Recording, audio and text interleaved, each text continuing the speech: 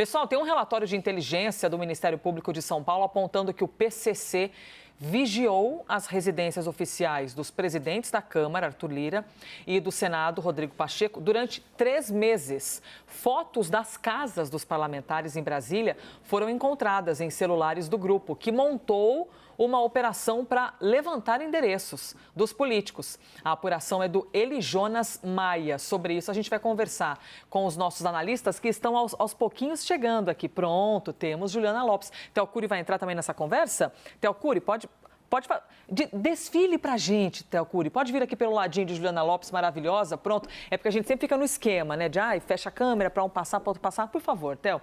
A casa é sua, licença, meu querido. Já diria Arnaldo Antunes. Juliana Lopes, quero te ouvir, então, por favor. A gente inicialmente noticiou, né? Porque teria havido a pesquisa dos endereços. Agora já compreenderam que foi por 3 meses e que eles têm as fotos dessas residências. É uma preocupação ali do Congresso Nacional e também de outras autoridades que já tem bastante tempo, Elisa. Lembra que no começo do ano a gente falou também sobre um braço dessa operação, um braço dessa investigação contra o ex-ministro e agora senador Sérgio Moro, né? Então a gente está falando ali do mesmo grupo que faz esse monitoramento. É um grupo que tem como foco essas autoridades por vários motivos. No caso do Sérgio Moro, a gente tinha ali vários pontos principais. Primeiro, que os desafetos criados com o PCC pelas investigações, ele que já foi ministro da Justiça, mas que também foi corregedor do Presídio Federal de Segurança Máxima de Catanduvas, ali em 2009. E aí foi a primeira unidade para onde foram levados ali os líderes do PCC, que foram presos a partir dos anos de 2000, então a gente está falando de uma investigação de bastante tempo.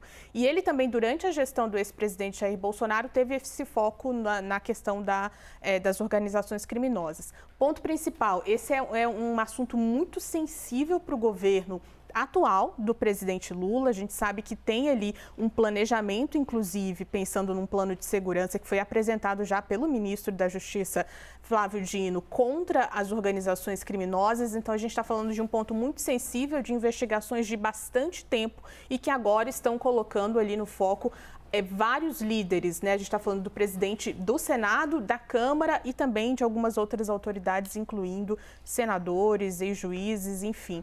É um tema sensível e que está sendo tratado com muita atenção pelo governo federal há bastante tempo, inclusive. Pois é, Theo Cury, quando você é uma autoridade, naturalmente você tem ali a exposição, né, da sua imagem e uma estratégia de segurança elevada. Mas quando você descobre numa investigação que o PCC, né, o primeiro comando da capital, pesquisa seus endereços, faz isso há bastante tempo, tem até as fotos, isso aumenta a preocupação. E não é qualquer coisa. O PCC, ele age com um método muito grande, com uma estrutura, com financiamento. Nesse caso, por exemplo, havia um pagamento de R$ 2.500 mensais de gastos com estrutura, aluguel de casa na capital federal, lá em Brasília, para que houvesse esse monitoramento dos 2 presidentes da Câmara e do Senado Federal, por meio de um monitoramento também da residência oficial da presidência da Câmara, um monitoramento da residência oficial da presidência do Senado Federal, o vai e vem de seguranças, de carros que entram e saem das casas oficiais que representam o Senado e a Câmara dos Deputados, o total de seguranças que atuam na escolta deles e, enfim, há um trabalho que é feito de maneira muito esforçada pelos criminosos e, por isso, deve haver uma resposta à altura das autoridades do governo federal,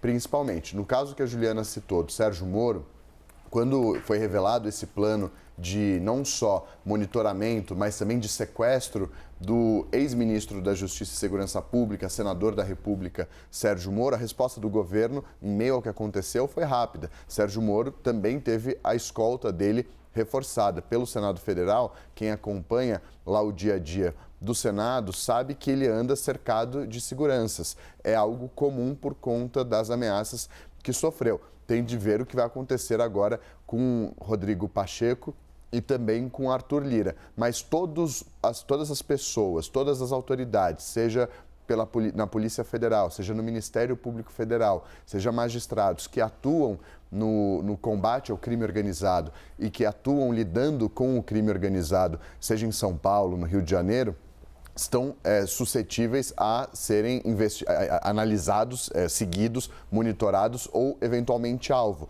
O que aconteceu com Sérgio Moro acontece, e aconteceu agora com Rodrigo Pacheco, acontece com Arthur Lira, acontece também com outros personagens, seja promotores na primeira instância, seja com, por exemplo, integrantes do Ministério Público Federal nas mais diversas instâncias. Uma das fontes com as quais eu converso lá em Brasília tem totalmente a rotina mudada por conta de ameaças do primeiro comando da capital por decisões e por pareceres que adotou ao longo dos últimos anos. A vida mudou por conta de um posicionamento técnico, de um posicionamento que foi tomado com o objetivo de combater a criminalidade e mudar essa realidade. Enfim, há um alvo na cabeça dessas pessoas, há a mira na cabeça dessas pessoas, obviamente figurativamente, mas a gente vê que não só figurativamente, como também com esse monitoramento, essa perseguição e um olhar atento aos passos de todos esses personagens, desde políticos a investigadores.